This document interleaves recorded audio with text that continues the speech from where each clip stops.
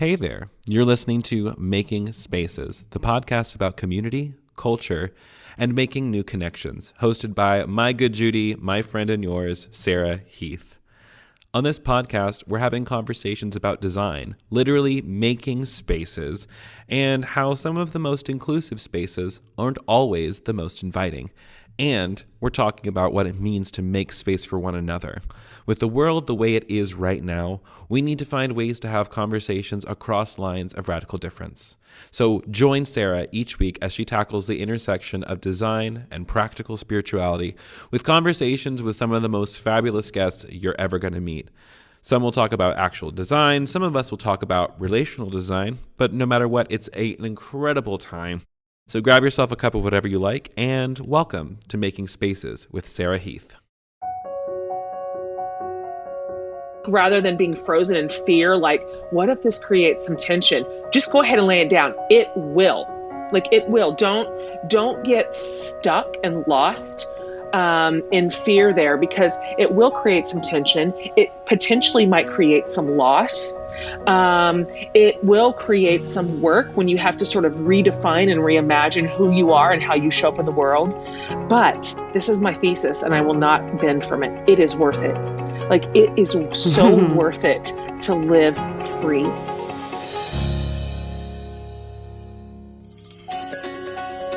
Friends, I'm so excited to share with you my conversation with my friend Jen Hatmaker. If you don't know Jen's work, she's a speaker, hosts a really great podcast called For the Love. She runs an online book club and has written some fantastic books, including her newly released Fierce, Free, and Full of Fire. Jen knows a thing or two about making space for people. When she began speaking publicly about making space for diversity and LGBTQIA inclusion, she experienced a full fallout with her evangelical roots, which included her books actually being removed from Christian bookstore shelves, which was actually right before I met her, and gave her some serious street cred. Our conversation covers the importance of making space for our true selves so that all of our work that we do is authentic and deeply rooted. She is such a delight, and I'm lucky to call her a friend. Stick around this week for the weekly takeaway and an inspirational quote at the end. Okay, so the question I always start with for people, this podcast is about making space and understanding spaces, both the idea of tangible, actual space, but then also the idea of people who are making space for other people, theological, spiritual, emotional. So I always like to ask people, actual spaces, what is one of your favorite spaces? And I say one of because so many people were like, I can't pick one space, but what's one space that you kind of love, and then why? That's a great question.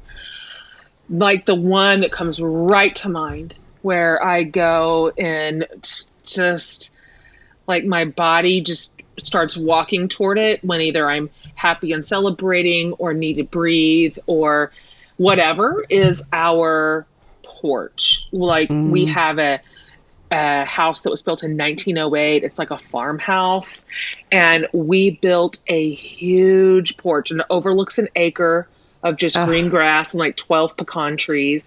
And it is big and rambly and old fashioned.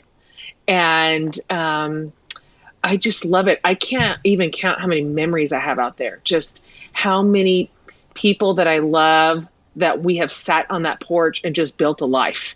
I love that. We worked through every hard thing. We've watched all the college football. We of course have a TV out there and a cooler and an ice machine. I mean, it's party porch.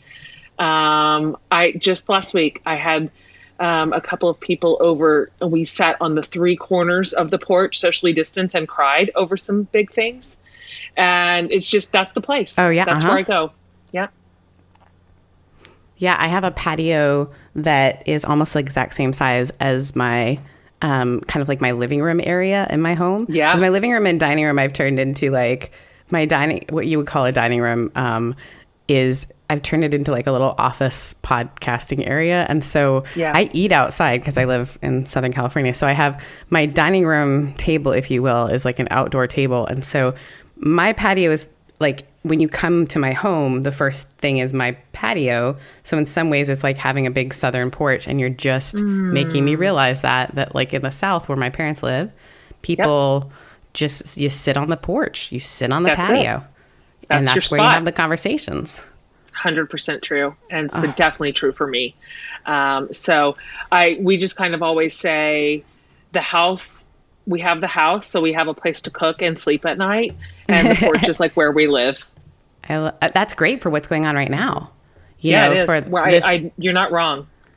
Socially just, and actually I had a day the other day where I wasn't doing so great. And a friend of mine, she came up, she lives in LA. She came down here and she brought food, and we sat 6 feet apart on the patio. And it was incredible because that really is this place where like deep friendships have blossomed. So thank you for reminding me about the importance of my patio space. 100%.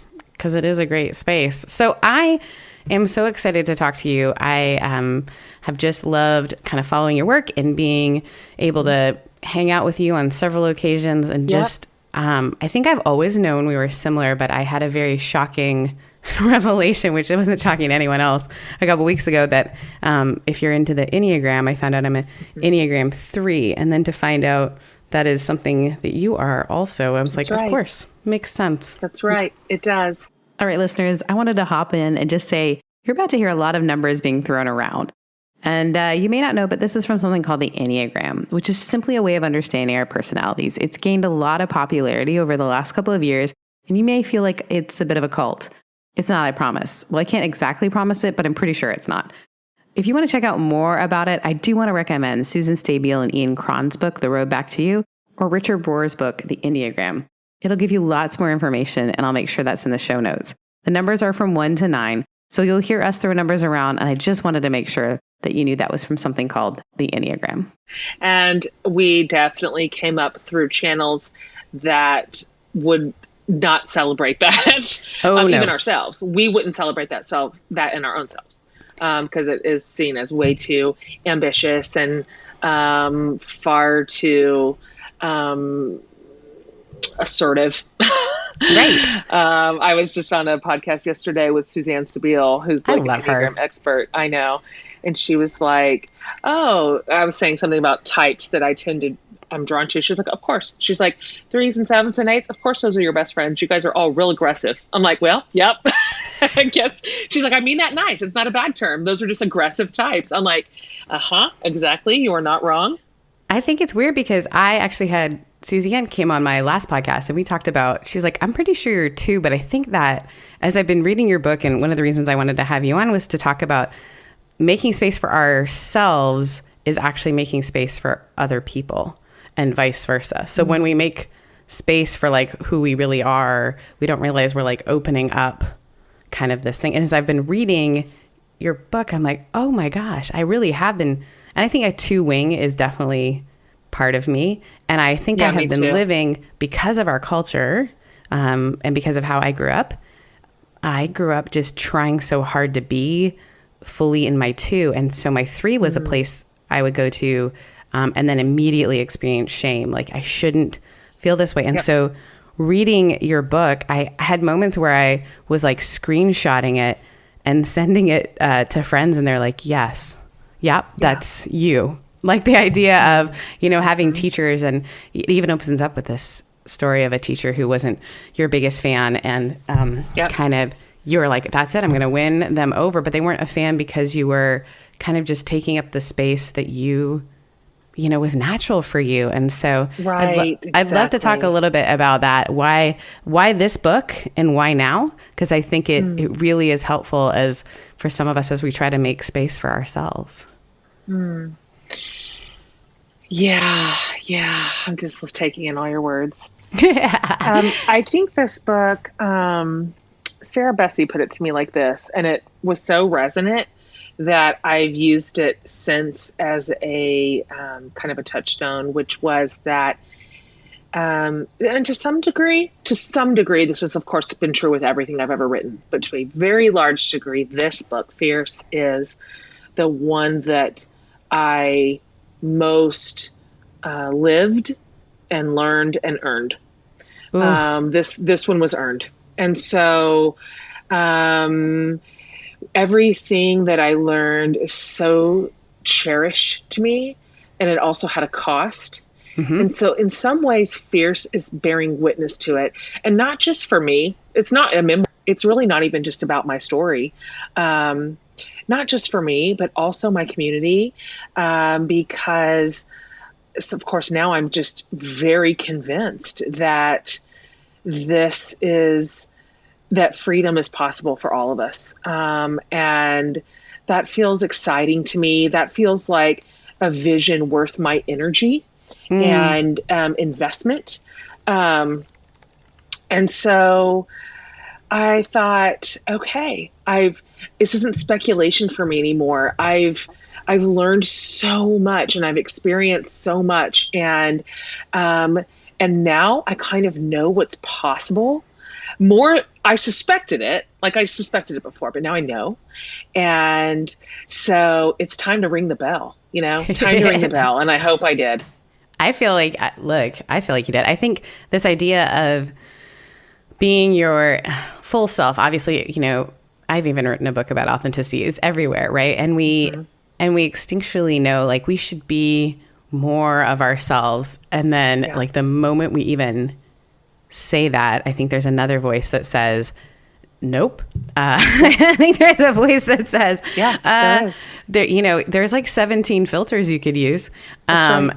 And our value and our worth and so much of society has been based on ways that we can portray like our best versions of ourselves, and of course, put on masks. And the thing that I think is really interesting is this idea of like, sometimes we wear the mask so much we think it's us.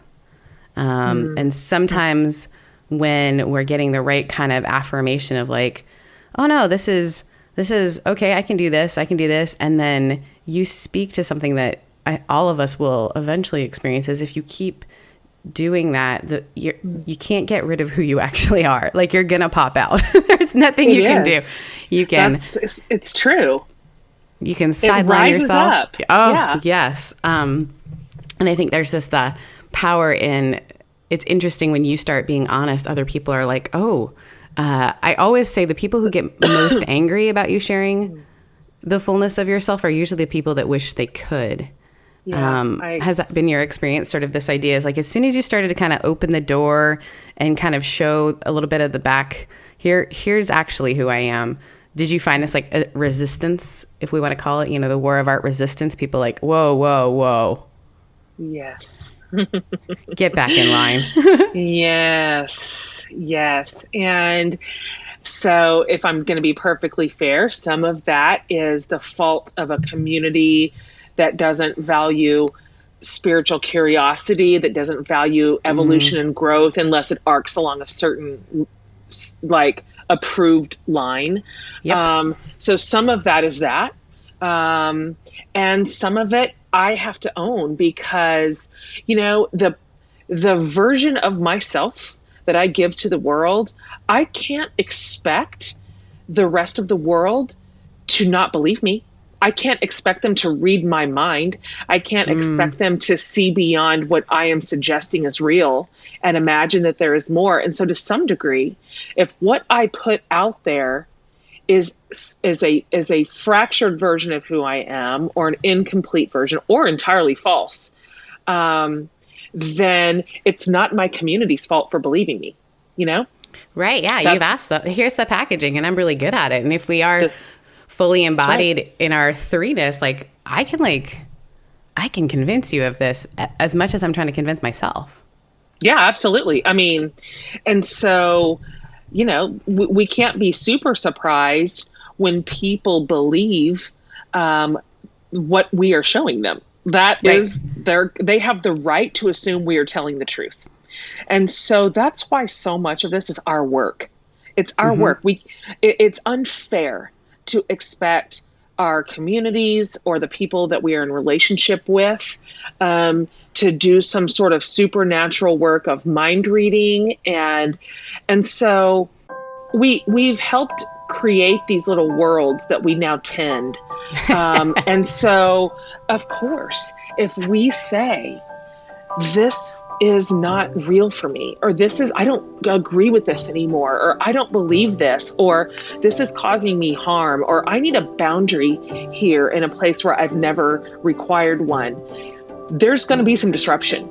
There just is. Because that's not the version of us that we've been living.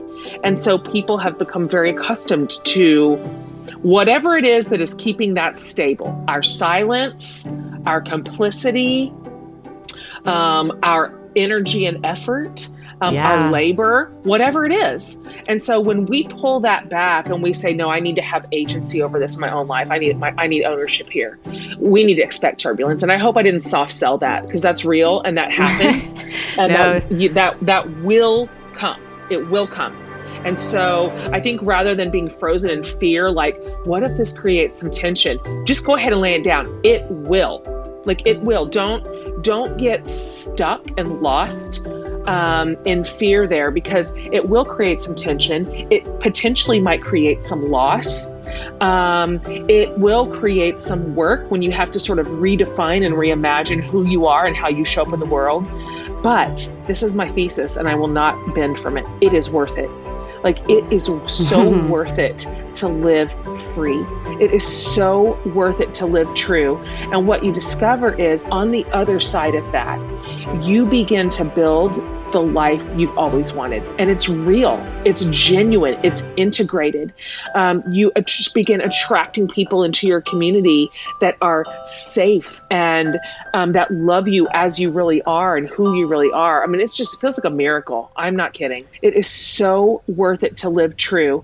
And what you discover is, on the other side of that, you begin to build the life you've always wanted. And it's real. It's genuine. It's integrated. You just begin attracting people into your community that are safe and that love you as you really are and who you really are. I mean, it feels like a miracle. I'm not kidding. I love that idea of, like, once you sort of kind of push the boundaries a little bit, you're making this space for yourself. You're being honest. You're being open. You're actually letting yourself, sort of forgive your younger self and move beyond, and whatever it might be. You're kind of making this space, and then people that you felt like, so you imagine you're pushing people away. There's other people who are coming closer because of it. The space is being made your, the people that really might be your work or your companions, they're kind of flooding in. And I think even in my own work as a pastor, when I tried to play the part of a pastor for so long, like, I'm going to follow all the rules that I've been told to follow. And then I just had a massive, like, I can't do it.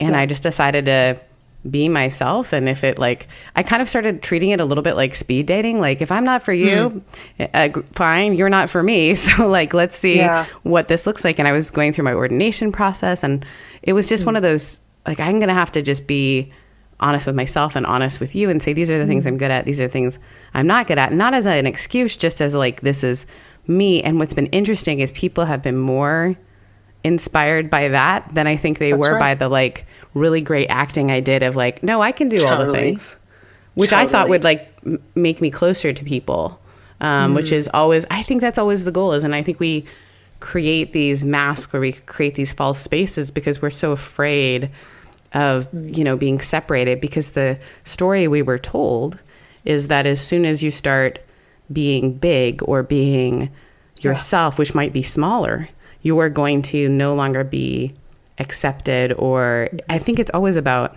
relational, kind of like what it's going to do to your relationships. Do you think that's sort of the fear that's in all of us? Like, how will people deal with me? And one thing I appreciate that you just said that I also deeply addressed is that for some of us, when we kind of step into integration, when we step into integrity, where we just decide I can't have different versions of myself. Like, I can't be this Jen in this room, a slightly different Jen in this room, and then really my only real self in this little private one that nobody knows I actually live in, right? Like, that's just not sustainable. And, but what's funny is, a lot of women think I think maybe because of my personality or because I titled this book something so aggressive, Fierce. that my assertion here is that we should all be bigger and louder and wider and, bolder. But in some cases, the truth is that for as many of us who have been told to be less our whole life, which I think that'd be you and I, people sort of personalities a little bit more like ours, there's another group of women who have been told to be more their whole lives. Like, you're not enough. You're not taking up enough space. You are not trying hard enough, or your dreams aren't grand enough, or just whatever the thing is. And so my hope is not that every single woman becomes like the loudest trumpet in the band. I don't find that that would be a disaster. That's not authentic either. No, that's a disaster. This is not a self-help book. Oh my gosh, I hate those. It's more like self-discovery. And so it's like, who are you? Yeah. Like, who are you? How do you thrive? And so back to your question, when we sort that out, who am I really? Like, how much space am I created to take up, and what messages are telling me to be more or less? When we figure that piece out, you're right. Where we fear the most collateral damage is in our relationships. Because of course those mean the most to us. We can lose a lot of things, but our relationships matter the most to us. And so what I've discovered, even though, a lot of fear is of course written from my perspective and what I've learned and earned the last few years, which was largely centered in kind of an evolving faith space.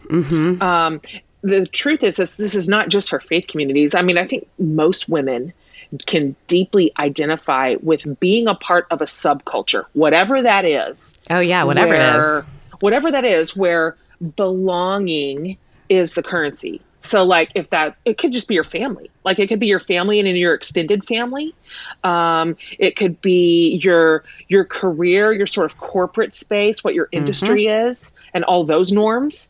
It could even be geographical. Like women write to me all the time. They're like, I live in the deep South and I am a real outlier here. And I feel lonely, my ideas are different, my theology or the politics are different, or just whatever the thing is. And so we all kind of know our subgroups and their rules. We know what they are. And so for most places, except for the most charitable communities, which there are those too, but in most subcultures, belonging is the currency. And so when we follow the rules that we are expected to follow, including all of it, we say the things, we do the things, we believe the things, all of it. We know the deal. We get to stay, we get to belong, we get to be a part of the community. But we know that when we step outside, when we challenge, when we resist, when we say, I don't think this, when we say, I disagree, generally the first thing to be revoked is our belonging. It is. That's what we lose. We lose our space inside the community. And that's terribly punitive. And it's what a deterrent. So I absolutely understand why women stand on this side of fear going, I'm afraid of the loss. Like, I don't know where I'd go. I don't know where I'd land. I don't know what would happen. And so I'm so compassionate toward those emotions. And I do just want to tell you that one thing I've learned is, because I was, that was my story as well. And I did lose my place in the community, and I lost my, I was very favored inside of that world, and I lost all that, lost the favor, lost the good standing, lost belonging entirely. And what I want to say though, is that I discovered that I really didn't know on the front end is that those are not the only worlds that exist. Not every single subculture is that punitive and that afraid of differences, that afraid of dialogue, that afraid of distinctions and different ideas. And so what I've discovered is this beautiful community out here. You and I are a part of it, that is wonderfully curious. Oh yeah, that's a great way to put it. We're all over the map. We have all kinds of ideas and all kinds of questions, and we're asking all sorts of things of systems and doctrines and theologies. And I just find it so robust and so not scary, and it's full of life. And connection is able to remain intact even in the midst of all of it. And so I do believe that we can build a world that we want, and that we can join these communities that don't ice one another out for being true and for telling the truth. In fact, I'd like to see, I was saying this last week, if truth can make something collapse, whether Yes. that's a system or a doctrine or a relationship, then that thing should be collapsed. Oh, yeah. It should, if it cannot bear up to what is true, then it was a lie to begin with. We're going to take a brief break from this conversation to listen to some messages from our sponsors that make this podcast possible.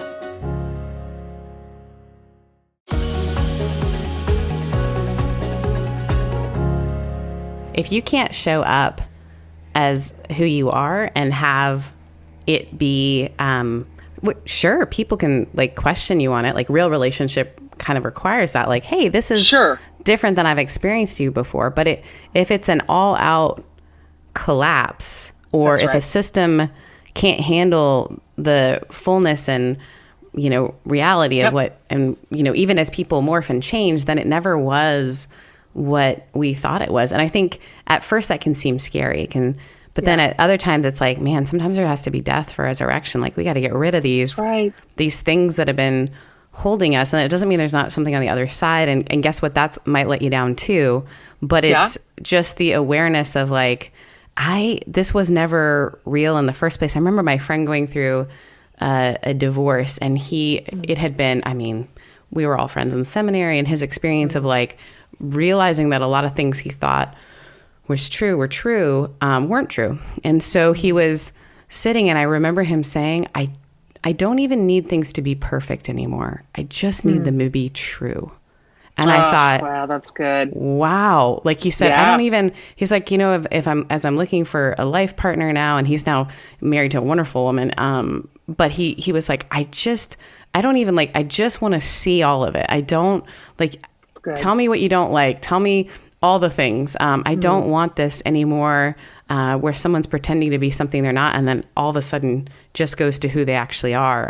I just want truth. And I think we are so conditioned to like, what if she's born with it? What if it's Maybelline? Like if many of us feel like, okay, I've got to let go of what I was born with and just show up with the thing that's like really well put together. And I think even in the world of, I loved that you even question in the book this, even progressive communities, for me and myself, I came from, a progressive community, then spent a lot of time in a evangelical, very conservative community, and then back to the progressive community. And the anger and the like, you have to fit into a certain mold is on both sides. As you get to the edges, they really are, and they're as aggressive and as like othering to the point where, I've been at a conference where I just started bawling because I was listening to how someone was speaking about someone who had, who was conservative and and I was like, you don't know that person, and you're dehumanizing in the same way that you just said you hated the dehumanizing of. And it's like this thing that the truth and the authenticity and the grace just really kind of break open all of these like ideas that you have to be a certain thing. And, even the idea that sometimes people feel like they're not enough because they're too much, Totally. It's a weird thing. And I think women do experience it in a way that I hate as someone who, I've got a niece, and I think, man, I hope it changes for you. Even the narrative of, I remember last election when they talked about the fact that, however you feel about it, Hillary Clinton smiled too much, and then she smiled not enough. And it was like, why are we having this conversation? We don't talk about men and like, did he smile enough? Like, it's just this like narrative. And so breaking free can give us this space, and then we have to sort of figure out how to negotiate our space in a way. So I'm so grateful for that. How are you finding people reacting to this? Are people reacting in the way that you would, what I feel like you wrote this not hoping for a particular reaction, which I love. I feel like you wrote it and you said, here's the thing. And then you even say like, take what you want of it. Yeah. Has it been surprising to you how people are like, I'm taking the whole thing? It's been really oh man, humbling. And just watching how this is intersecting, you don't know how it's going to land. You don't know where women are. You don't know what they're willing to receive or what they're willing to face, because fear requires a lot of facing. Like it's not like sit in a lounge chair and just rip through it like a fiction book. Like it requires something of us. There's work to be done, and there's things to be said and admitted, and there's cost to be considered, and dreams to be reimagined. I mean, there's some stuff. And so, I didn't know how all that for me has unfolded over the course of a few years. And so, when you can feasibly read this in one day, I don't know how it's like drinking from a fire hose. And so I was very prepared and then of course the pandemic hit, and our capacity is just so different right now. It is we can give not even just our time and energy to, but our mental energy to. Yes. And so to some degree, I just had to say, I've told the truth. I've done my work. I said what was real, and then I'm just going to put it out into the world, and we'll see let it be what it's going to be. Now it belongs to the community, and it's theirs to receive, and the receiving of it has been overwhelming. Absolutely overwhelming. And then again, it's this wonderful thing to go, oh, so many of us are in this one thing together. So many of us said yes to this paragraph, or so many of us were like, oh my gosh, me too on this chapter. Which it's comforting. It's comforting to know that even as we face some pretty important interior work, we're not alone in it, not in the struggle, and not in the recovery. And so it's been what I think, if there's anything surprising, it's how many women have said, I ordered my daughter a copy immediately. She's 19, this is my high school and college graduation gift to all the girls in my life. That is extraordinary and feels so special. And I have said before that if these were things that somebody told me when I was 20, I just don't even know. I can't even imagine. These were ideas and concepts I didn't even know. I didn't even know some of these words. Do you want to know what I was 20. reading at 20? I read, and it mortified my mom. You have to understand, I grew up Canadian, British, progressive home. So when I brought home a Republican Southern Baptist, it was like Dharma and Greg. They didn't know what to do. They're like, it was like the biggest rebellion I've ever done.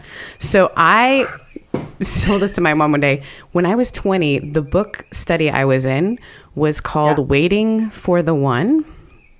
And it was about how women could wait for their partner to show up, wait for not even partner, wait for the guy to show up on the horse, straight up Pretty Woman style at the end. While you did that, you could love Jesus as your partner. And I remember reading it and looking around the room and thinking, you guys are all like, I asked the girl, I said, well, what's plan B? And they're like, well, what do you mean? I was like, well, if he doesn't show up.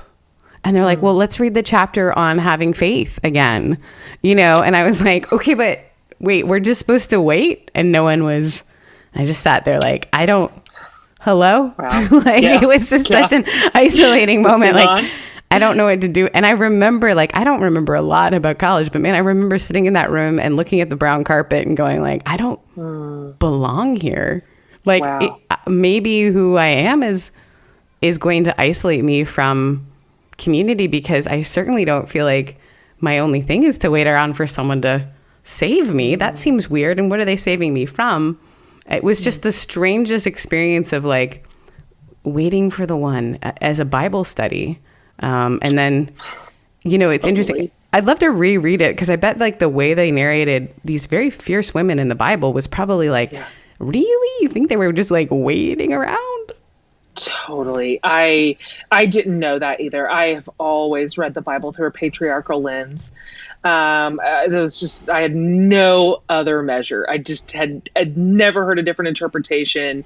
We had no access to, just like female theologians and scholars. Like I didn't even know that was a category. And so, yeah, some of that revelation in my adult life has been mind blowing, to reimagine the story of God, in a way where women are not just subservient, waiters, side players in the story, kind of like subplots. Oh, But, I know. Or like yeah. the sneaky, and I think it gives us this narrative that we have to like manipulate to get our agenda. Like, oh, did you notice like the women who saved Moses manipulated, and so therefore women should manipulate, but don't manipulate like, you know, Jezebel did. You have to manipulate, like do the right kind of manipulation, but manipulation is assumed, and that's just a false it is. reading, but it's how I think so many of us have. I can't really say what I really want, but here's the like, you know, and having lived part of my life in the South, like that really is it's a spiritual gift of some people to be able to like say the thing they want without saying the thing they want, because you're afraid of that, like, you know, that tear in community if you were to just say, I don't like that, or I don't think that. Totally. And I think you're right. It's crazy making to wonder, like, who should I be when I walk in this room? Am I this one or am I this one? Like, which one am I? And there's an integration that has to happen. And I laughed so hard when you said that you're an introvert, because I am too. And it has been a thing of shame for me, because I have tried to extrovert so hard. Like if I'm speaking at an event that's more than one day, I just try to extrovert so hard. And then I would find myself exhausted and, you know, in my hotel room, just hoping no one knocked on the door. And I was so surprised. And then until, you're right, I read something about being an introvert, and I told my assistant at the time, and she was like, yeah, you've peopled too much. And that's what happens when you people too much, because you give them all of it.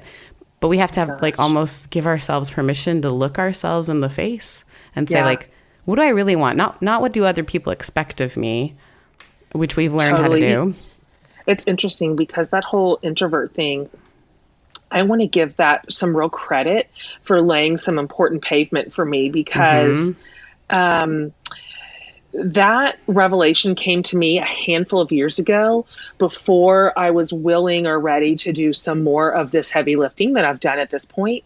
And it was when I read the book Quiet. Did you read that by Susan Cain? Yeah.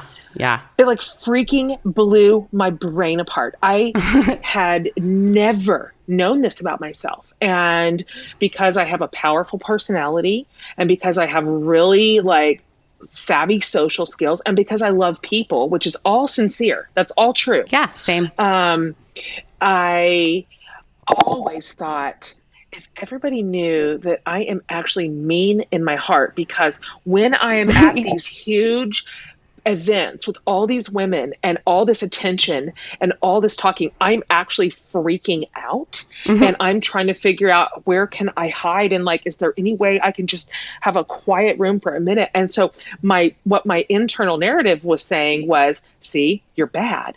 Like, people even think you're good, but you're bad.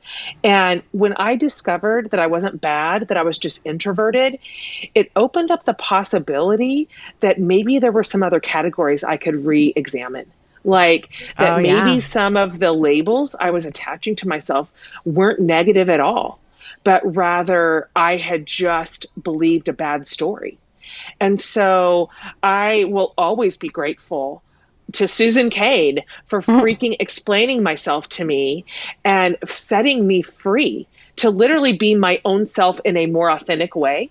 And because that understanding, just that simple understanding of who I was, helped me create a little bit of a different work-life environment. I put some boundaries in place. I asked for some things I'd never felt permission to ask for. I made some changes in the way that I travel and the volume in which I travel, and it changed my life. And so it's not a small deal to figure out, you know, who really am I? How do I flourish on this earth? And in more than one category, like, what is it that makes me me? And what is it that helps me be like the highest version of me? Because honestly, that's not selfish work. That affects our relationships. It affects our careers. It affects the people who love us, that we're serving, that we work for and with. It affects our kids, our partners, everything, for good. It affects them for good. And so this story that women who take the time to understand who they are and then to build a life around what's true are dangerous to their relationships and their churches and their communities. That's a lie. Yeah, that's a lie. That's just a story we were told. It's a story that we're told to keep us where we are. And I think even with pastors who are told that we all have to just like you give and give it, you got to have like, you need to be on call all the time. You need be there, be an open. And it's true. Like I want to be available to people, but with having this understanding of myself as an introvert, I have to realize like, in some ways I'm an ambivert, but mostly like I get my energy from, downtime in a way that surprises people. But I have found that it's the spaces of other pastors and sometimes even worse in the female pastor spaces. There are like 4 of us and we meet occasionally. I'm just kidding, but it feels that way.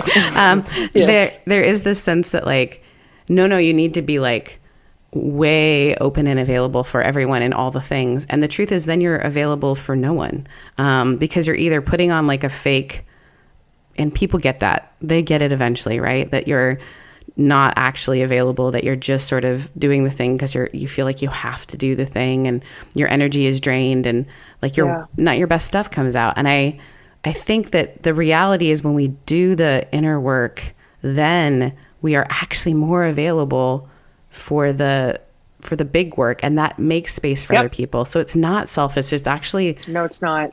Kind of the least selfish thing you couldn't do is to look yourself in the face and say like, what am I really? And I think you even said, it's like, this isn't something that I do. It's something that I am. Like, it's okay.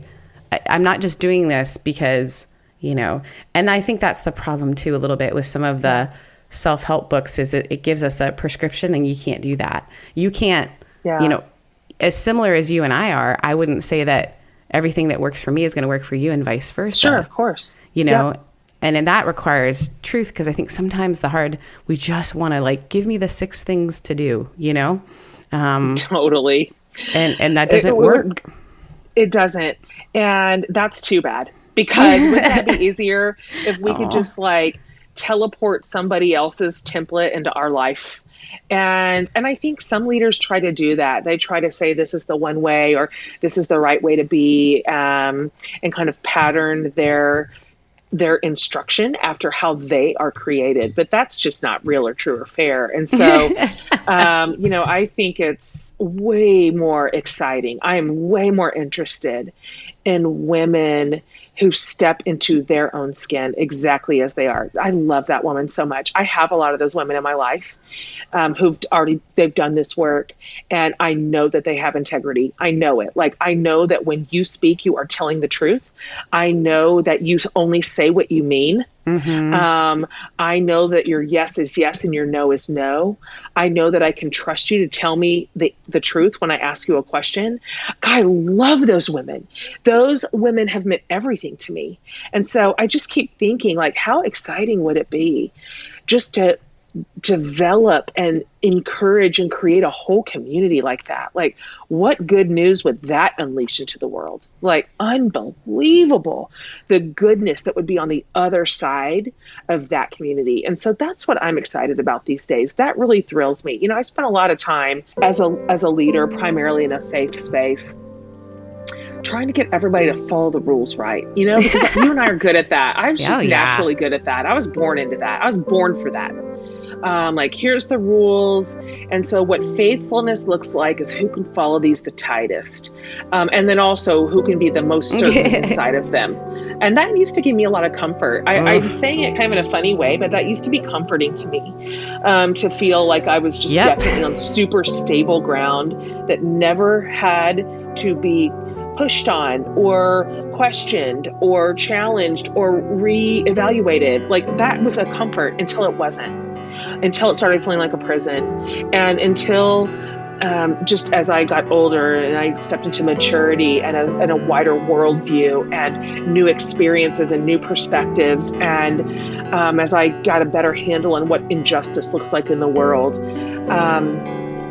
those things that used to feel so secure, I realized were only really secure for me and people like me. They weren't good news for everybody. And so if it's not good news for everybody, then it's not good news. That's just it. That is the bottom line. And so I am so thrilled when I think about women pressing on forms that don't hold anymore. Don't be afraid, people listening. Just don't be afraid. This is worth it. It's worth it for you. It's worth it for everybody that you love. It's worth it for the rest of your life. You know, we have a lot of pavement left. You know, how are we going to spend these days? This is it, man. Like, there is no second chance here. And so I want to die with no regrets. I do. I want to be just this old, wrinkly lady on my deathbed and have a good story to tell. And I don't want to say that I hung on to anything that I should have let go of.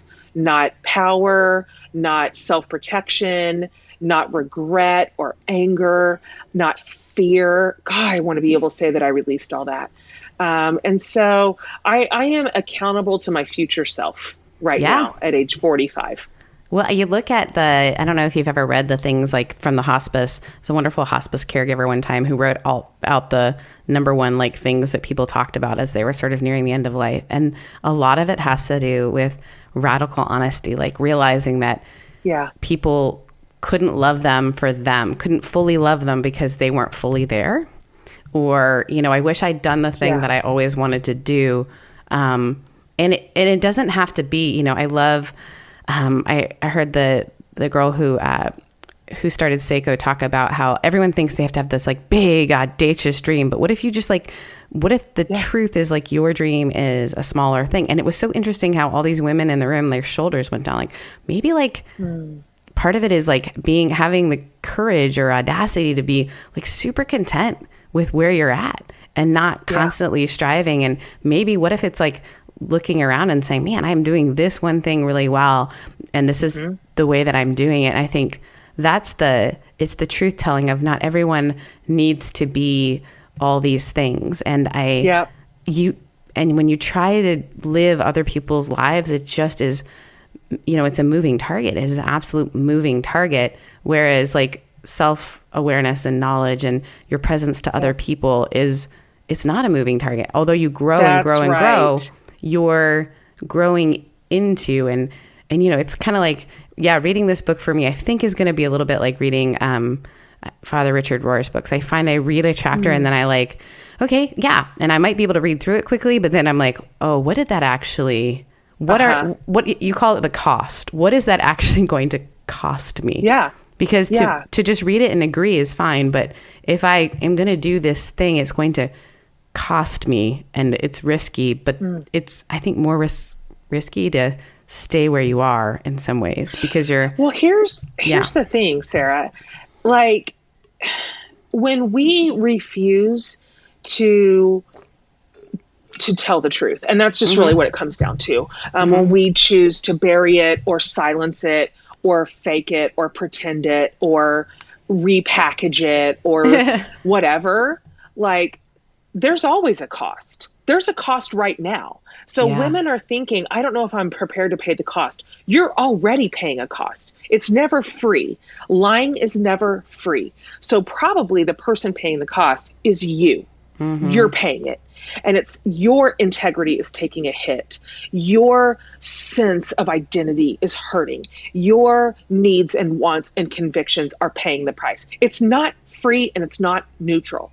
And so it's this idea that women think, which is, I'm going to just continue as I am, because what I want to do is just keep the peace, right? I just want to keep the peace in my little world. But the thing is, in that version of keeping the peace, you have no peace. It costs you your peace. And sometimes it costs other communities their peace because we're unwilling to stand with them or stand by them or stand for them. And so therefore they're going to pay the bill. And so it's not free. And so we kind of have to decide, what are we willing to pay? And so my just deep hypothesis is that truth is a trustworthy guide, that what is true, even when it is hard. Some true things are hard. Like people listening thinking, if I said this true thing out loud, the wheels would come off. Truth is not easy. And I'm not suggesting that it is. But I believe it is a trustworthy guide. I think truth is our path to really the only life worth living.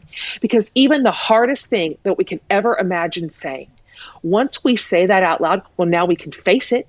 Now we can deal with it. Now we can invite truth and healing and restoration into that place. Now we can say, okay, what do we do with this hard thing? And so I just contend that we can trust truth to do what it does, which, like Jesus said, is set us free. And I believe that to be true.